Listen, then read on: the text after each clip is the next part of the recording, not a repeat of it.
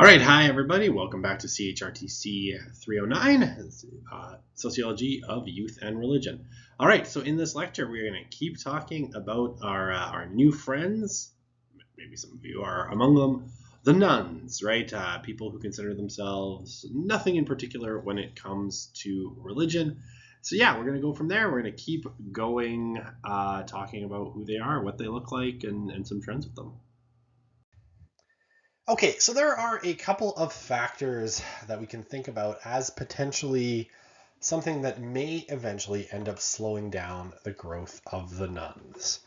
Um, Now, none of these, I think, are necessarily definitive, and I don't want to pretend like they are, but I think some of them matter enough that it's probably worth talking about. Okay, so the first one is religious immigration, right?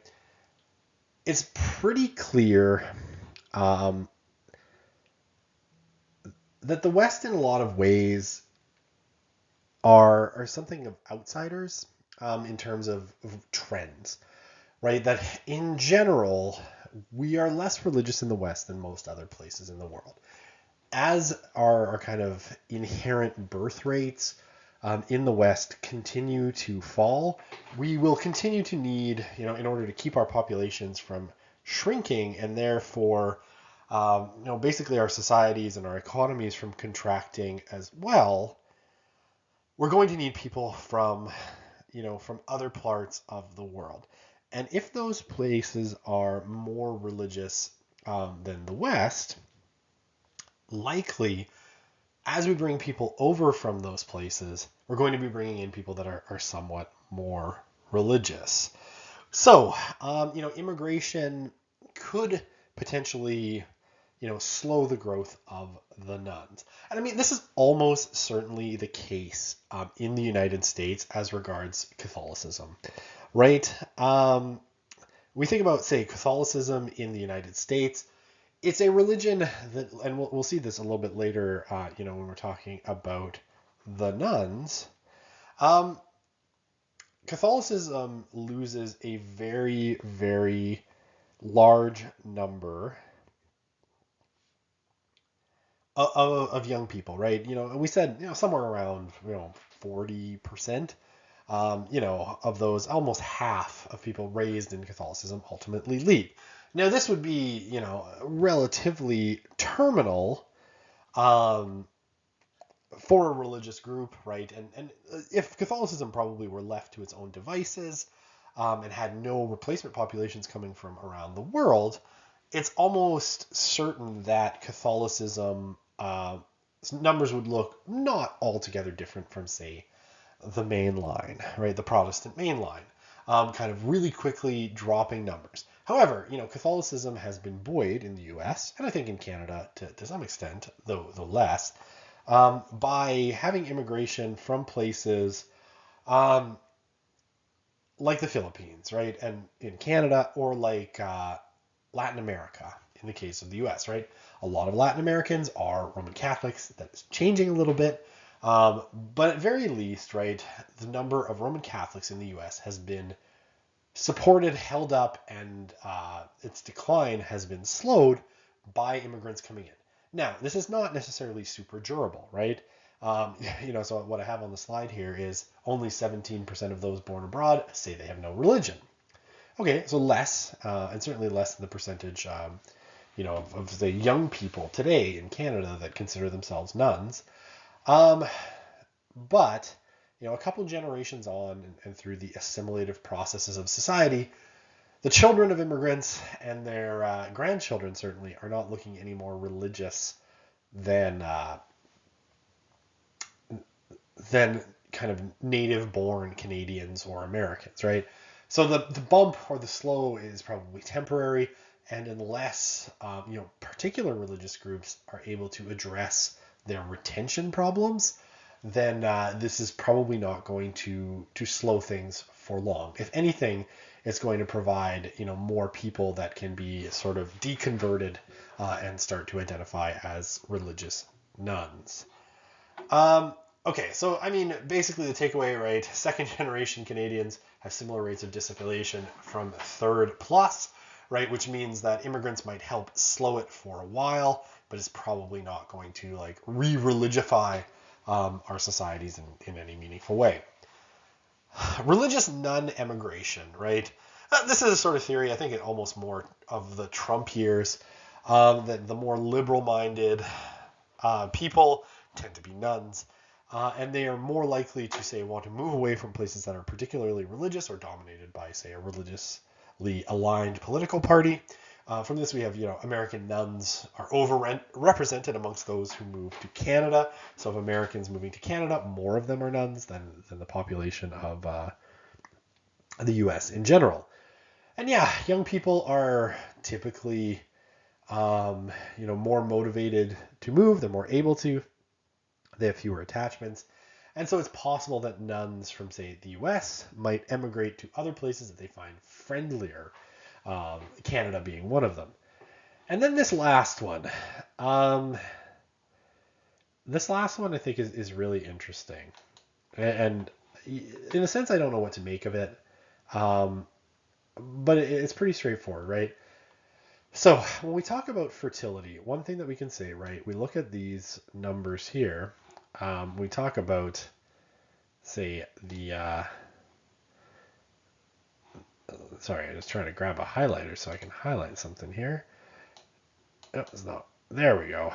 The nuns in the US and the nuns in Canada have what I think we could generously call extremely low birth rates.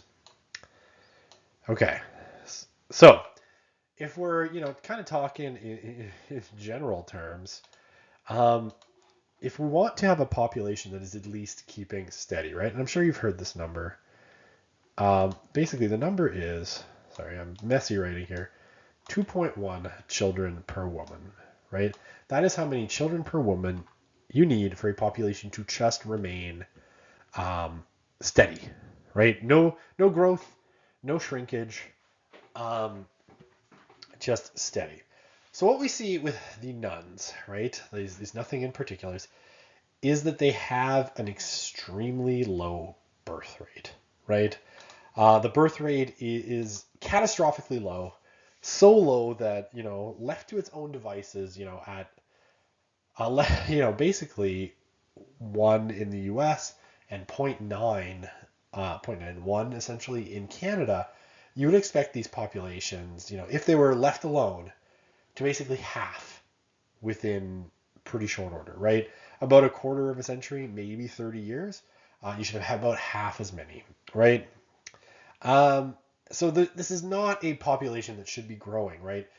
Irreligious socialization is going to have trouble being a major driver of the nuns if there are no irreligious people to socialize, right? If they don't have any children.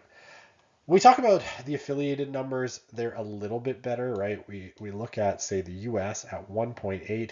That's a lot closer to that 2.1 number.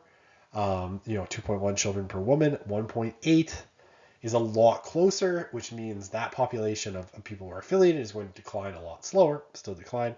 In Canada, it's only a little bit better, right? We don't have, hugely large religious families, apparently, but it is better, right? So, fertility, theoretically is a boundary and a negative factor affecting the growth of the nuns because they simply don't have children, right? On average, 0.9 children per woman, not a lot, right? Or 1.0, essentially, not a lot of children. And so they're not going to grow a lot through just natural reproduction, which means if the nuns are going to grow, they're going to have to continue, essentially to cannibalize members of religions, right? They're going to have to deconvert religious people from their religions in order for the nuns to continue growing as a share of the population. Now, I mean, this may not be a problem if all of the trends that have been going on continue. However, one of the things, and I'm sure if you've had a class with me before, and maybe I've said it in this class too, I don't remember, current trends almost never continue, right? There's always something that at the end interrupts current trends, right? So at some point, the people who are, I suspect, I'm bad at forecasting the future, and I'll admit that right away. I've never won an NHL hockey pool. Predicting who will score the most goals in a season, and fantasy leagues I'm terrible at, and in playoff pools I'm bad at. I'm terrible at predicting the future. But I suspect that at some point, the people who are left within religion, that population is going to be smaller, so there's going to be less of them. And at some point, it's likely that those who are left are simply going to be more or less non-convertible, right? That they are simply going to be so deeply ingrained in it, and they're going to be sort of the, if you will, the true believers, that there simply will be almost no way to move them out of that category into the nuns. And then left on its own, right, this percentage of people who are nun likely declines and declines and declines because it's hit a sort of natural population growth. And we see this in the, some of the numbers that have been put together by places like Pew or Gallup, right, with their World Values Survey, a sort of forecasting that says that those who consider themselves nothing in particular religiously are going to peak out somewhere around 2035, at which point it's either going to hold steady or start to decline. Okay, so do the nuns become religious again? For the most part, the answer to that seems to be no. Reaffiliation doesn't seem all that common, right? So some percent of what we might call liminal nuns, or nuns that are kind of on the border, right? Liminal being on the border, might switch back and forth, right? They might be religious and then nun again and then religious. This number has been put at somewhere between 1 and 5 Americans. About maybe 20% say they might, increase the religiosity, but it doesn't appear to be super common. Okay, so of those who then reaffiliate with religion, right, who go from nun to religious, there is a pattern, and we'll call these the 3 Bs. And this is very consistent. The sociology of religion literature backs this kind of pattern up really, really strongly. Especially, my buddy Rodney Stark, who kind of lays out that this is how conversion happens. Okay, so it follows a pretty typical pattern, right? The first one is belonging, right? So people who become religious, who were not religious before, typically first belong to a religious group, right? They start attending, they start going, their friends invite them along, right? For whatever reason, they start to feel like they belong to a religious group. From that, they then start to behave like the people in that group, right? So they'll start attending services, they might start praying, right? They start to act like religious people. And this is so super, super consistent, right? We see this in the literature on new religious movements, right? Stark talked about this with regards to the Moonies in particular, this kind of fringy Korean religious group that came to the US, in the 1960s, and Stark and his buddy John Laughlin went and hung out with them. And one of the things they found was that, people belonged first. And then once you were part of a group, there's this kind of natural psychological tendency that humans have to bring your beliefs in alignment with that group, right? So you want to bring your beliefs into alignment with a group that you want to be a part of. So you start to behave, right? You start to act like a religious person. You belong, then you start to behave, right? That's the kind of way this goes. And then once you start to behave, belief only comes almost as a last step. And this is what Stark found with the Moonies, right? It was like people, kind of started hanging out with the Moonies because there was, perks. There was free lodging and there was free food, right? And sex. There was some sex available with some of the members. And when they started to belong to that group and spend most of their time with that group, their ties within the kind of Moonies or any other religious group here start to outweigh their ties outside of it, right? And it was more important to them than their ties outside. So what then happened is they start to behave, right? They start to act like they're religious, but only very near the end did their belief structures actually change, right? Did they start to believe in the Moonies' particular religious system? It was a very kind of backwards thing that very much, I think, kind of goes against what we expect, right? I think we expect that it almost goes the opposite way, right? People are convinced by beliefs, right? And this is certainly, I think, maybe this is the influence of say, missionaries, right? Is that we tend to think that, yeah, people believe first, right? They're told by someone, Jesus loves you, this I know, or whatever, Muhammad, uh, there is no God but God, and Muhammad is his prophet, right? And they believe that, and then because they believe that, then they go, to here, they start to behave, and because they start to behave, then religious communities accept them and they start to belong. But in actuality, right, the real way that this tends to work, and like I said, Stark talked about this back in the 1960s, and what Thiessen and Laflamme are doing in their book on the nuns kind of says the same thing, right? People actually go here, right? They belong first. And then they start to behave as number two, right? And from there, then they start to believe at number 8. So it's 1, 2, that didn't work out, and then 3, right? So first, second, and then third right here, right? This is how it works. So I think that's really interesting, obviously. I think it's quite provocative to sort of understand that this is the pattern of how people come to convert to religion. So if our unaffiliated friends, right, those who are the nuns, do move into belief, and again, it's not a ton of them, this is the pattern that they're going to follow: belong, behave, and then believe. Okay, so what does religious retention look like? So here, I'm taking this from Ryan Burge. I took this from his blog, which is on Substack, which I think is really cool and interesting, just to show kind of, when we're talking about the nuns and other religious traditions.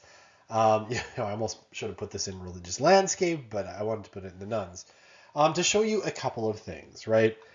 So basically, we have data here from the General Social Survey, which asks a question: I'm still affiliated with the same tradition in which I was raised. Okay, so hopefully this will be kind of enlightening and show you, again, where religious loss is happening, but I think also it's worth talking about this really big change with no religion, which I think is really, really interesting. Okay, so let's start off with our evangelicals. All right, let's go with red here.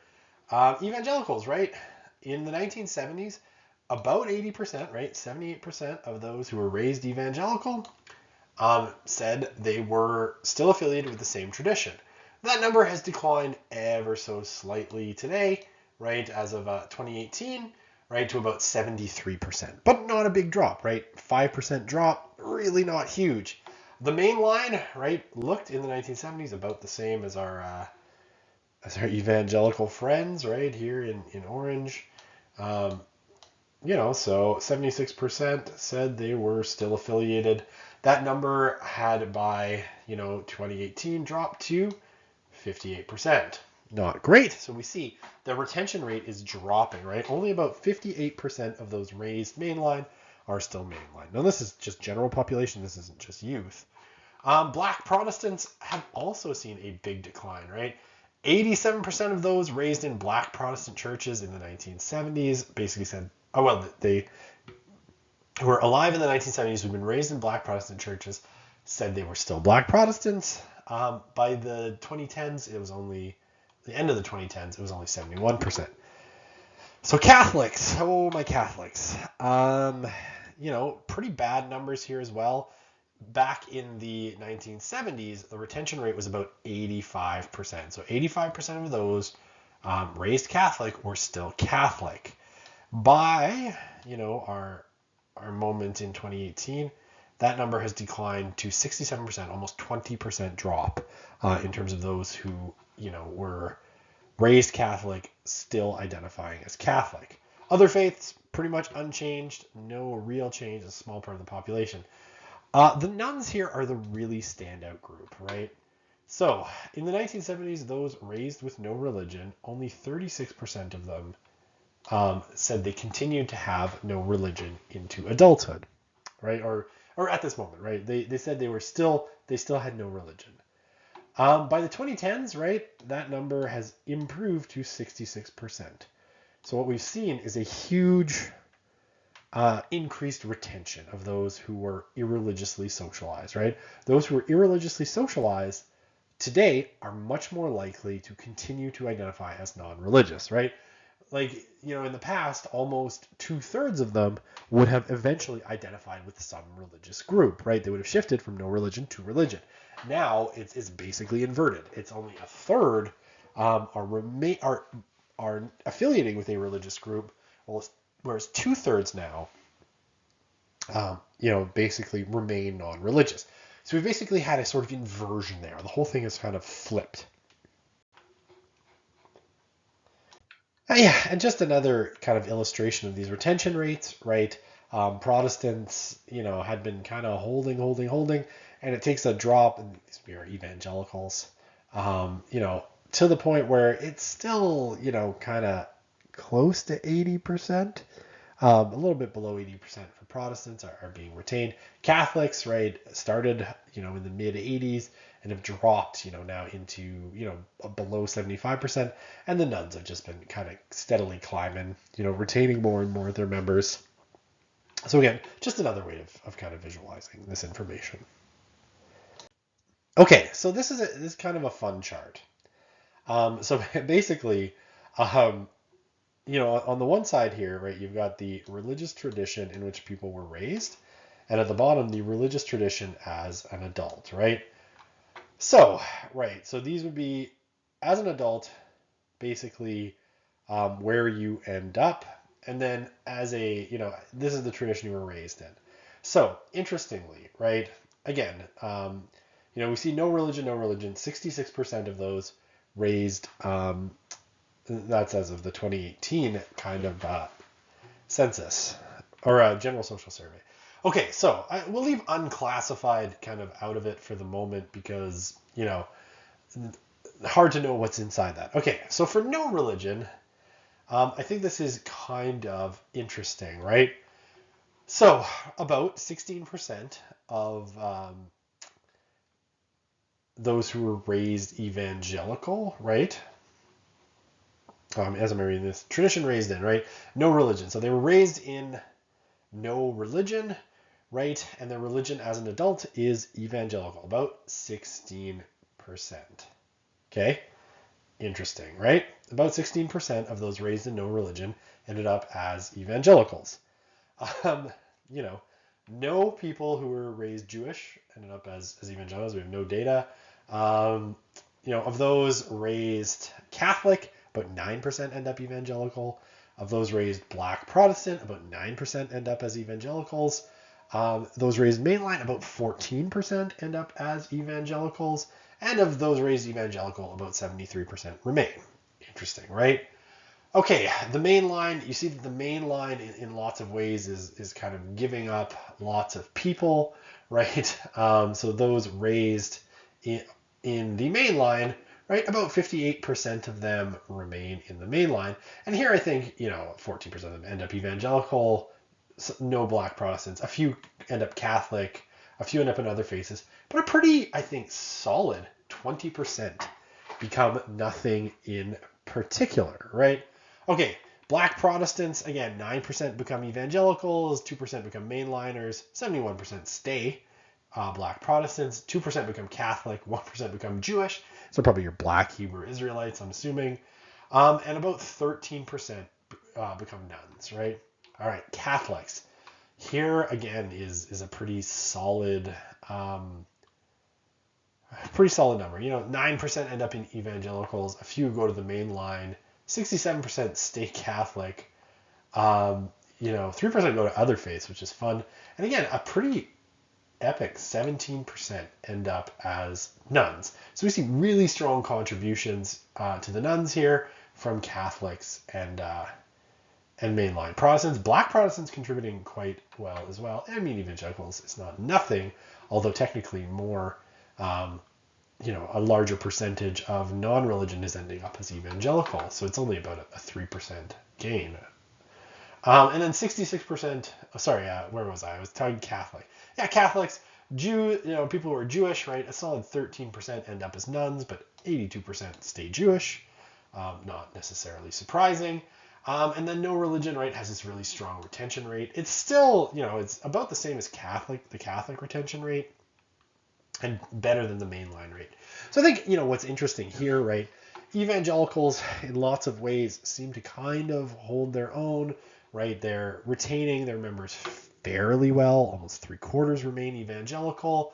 And then they're attracting more people from no religion, or they're a higher percentage from no religion than no religion attracting them. Evangelicals are a larger group.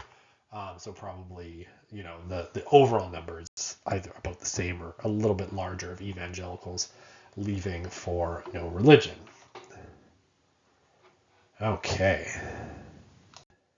Okay, so when it comes to, where are the nuns coming from, decade by decade, right? So people who consider themselves non-religious, how did they grow up, right? So what we see, right, is that it's pretty steady in terms of evangelicals, right? Evangelicals, it's been about 12%, roughly speaking. Since the 1970s, about 12% of people who call themselves non-religious grew up as evangelicals, right? So evangelicalism, for whatever cultural reasons, seems to be somewhat resistant to people leaving and becoming nothing in particular. Now, the main line. Okay, so if we go back to the 1970s, right, about 30% of people who say they're non-religious started in the Protestant main line, right? Now, that number goes down decade by decade, and the reason is not particularly hard to fathom, right? There are just fewer mainline people left. There are just not enough mainline people for the nuns to sort of take members from as time goes on, right? It's a shrinking part of the U.S. population. And so, on the whole, what we see is that fewer and fewer people are going from mainline to nothing in particular because there just aren't any mainline people left, right? The Black Protestant percentage as well has stayed pretty, remarkably consistent. About 6% of people who call themselves non-religious, in the 1970s came from the Black Protestant churches. That number has remained kind of steady, 6, 7, maybe 5, 6%. Catholics. Okay, my Catholics. Where are you at?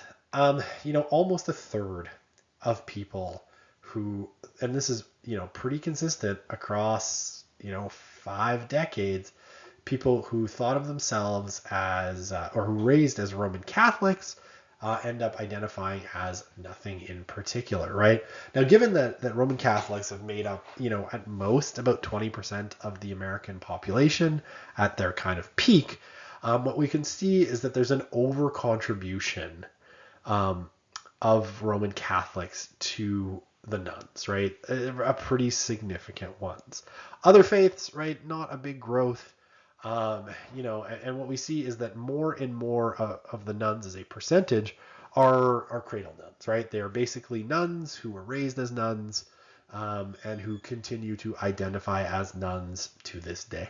So that is, pretty much what we see. We're seeing a pretty steady holding pattern where, evangelicals are not contributing much, right? Catholics are over contributing based on their share of the population, so they're losing, a pretty solid chunk of their people to no religion. The main line was, but increasingly there's nobody left to basically take. And no religion is, people just raised with no religion is an increasing percentage because there's more of them. They're being irreligiously socialized and they're remaining irreligious throughout their lives. Okay, and just another way to kind of visualize this, right? There's some interesting stuff on this chart that I'll point to, right? So, among things, right, evangelicals, they were above the kind of, what religion were you raised versus current religion, right? There were more people who were currently evangelicals than were raised, right? So they were recruiting members from other places. That number has kind of shifted downwards, right? So they've crossed the kind of boundary, essentially somewhere around, let's say, somewhere around maybe the year 2000, where, more people were leaving than were raised in the religion. So, you might think of this as the check engine light coming on for evangelicals. Catholics, I think it's worth sort of saying the engine is on, the car is on fire. So, I mean, just look at this, right? So raised as Catholics, right? Boop, way up here. Currently Catholic, way down here, right? Catholics lose more members than they recruit by far, right? Easily. No religion, kind of the opposite story, right? You have more people currently than were raised, right? So it's obviously over recruiting. Hey, look, those don't look that dissimilar, do they? And then the main line, just a straight downward trajectory. Way fewer people were raised mainline here, right? It's just declining, right? So few people are being raised as mainline, like started at like 40%, and it's just like absolutely crashed. It's a depressing story. And then current is even lower, right? But as it goes down, there's just no one to take. And then Black Protestant, not as interesting a story, but yeah, more people have left. But it's pretty consistent, right? The lines have been running parallel for a while. No big change. But Catholics, right? Catholics, basically, more people were leaving than, more people were leaving than were staying, right? And this data goes back to 1900, roughly, because, that 1972 General Social Survey, the kind of maximum age of the people taking it was about born around 1900, right? So, what we can say is Catholicism has been, had more people raised than currently practicing basically for, 100 years. But that gap got wider. Evangelicals were doing better, right? They had more people current than raised until, really pretty recently. That check engine light is on. The Catholic car is just on fire. The main line is the Titanic. They've sunk to the bottom of the ocean and there ain't no coming back. And no religion is the opposite story from the religions, right? More people are currently identifying, and it's been pretty consistent that more people are currently identifying as no religion than the religion they were raised in, but it takes a big jump, right? Just a huge jump, especially towards the end of the 20th century. So again, for my buddy Ryan Birch, give him a follow on Twitter.